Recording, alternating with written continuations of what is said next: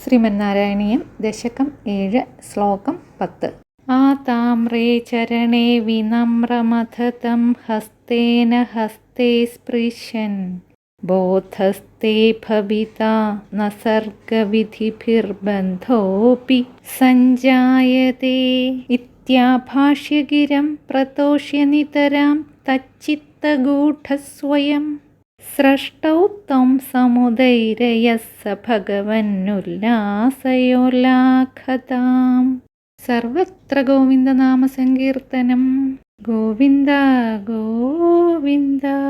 ചുവന്ന തൃച്ചേവടിയിൽ വീണ് നമസ്കരിച്ച ആ ബ്രഹ്മാവിനെ ഉടനെ തന്നെ അങ്ങയുടെ തൃക്കൈ കൊണ്ട് ബ്രഹ്മാവിൻ്റെ കൈക്ക് പിടിച്ച് എഴുന്നേൽപ്പിച്ചിട്ട് അങ്ങേക്ക് ജ്ഞാനം ഉണ്ടായിക്കൊള്ളും, സൃഷ്ടിപ്രവൃത്തികൾ കൊണ്ട് കർമ്മബന്ധം ഉണ്ടാവുകയുമില്ല എന്ന വാക്ക് പറഞ്ഞ് ഏറ്റവും സന്തോഷിപ്പിച്ചിട്ട് തന്നെത്താൻ ആ ബ്രഹ്മാവിൻ്റെ മനസ്സിലൊളിഞ്ഞിരുന്ന് ബ്രഹ്മാവിനെ സൃഷ്ടിക്ക് പ്രേരിപ്പിച്ചു.